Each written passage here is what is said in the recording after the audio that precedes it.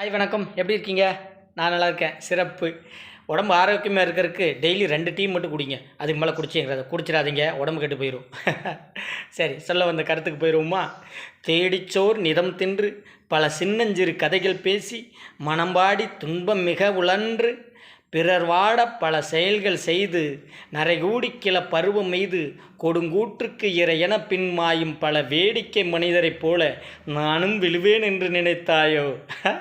அப்படிங்கிற பாட்டு எவ்வளோ ஒரு கருத்துள்ள பாட்டு. பாரதியார் பாடி வச்சிருக்காரு. அந்த பாட்டில் 1000 கருத்து இருக்குது.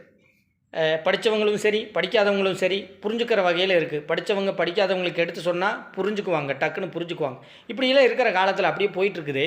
இப்போ இந்த ஞாயிறு, திங்கள், செவ்வாய், புதன், வியாழன், வெள்ளி, சனி இப்படிங்கிற காலத்தில் இந்த வெள்ளிக்கிழமை அப்படிங்கிறத யார் கண்டுபிடிச்சாங்கன்னு தெரியல. வெள்ளிக்கிழமையில தான் நகை வெட்டக்கூடாது, சேவ் பண்ணக்கூடாது, முடி வெட்டக்கூடாது, சம்பாரித்து வச்ச காசை வெளியே எடுக்கக்கூடாது, யாருக்கும் எந்த உதவியும் பண்ணக்கூடாது, அடிபட்டு கிடத்திருந்தாங்களும் கூட வெட்டி நின்று வேடிக்கை பார்த்துட்டு போயிடலாம், அதை ஏதாவது ஒரு உதவி பண்ணக்கூடாது, கொஞ்சம் கூட செலவு பண்ணக்கூடாதுங்கிற ஒரு கான்செப்டில் சாங்கியத்தில் இருக்கிறாங்க.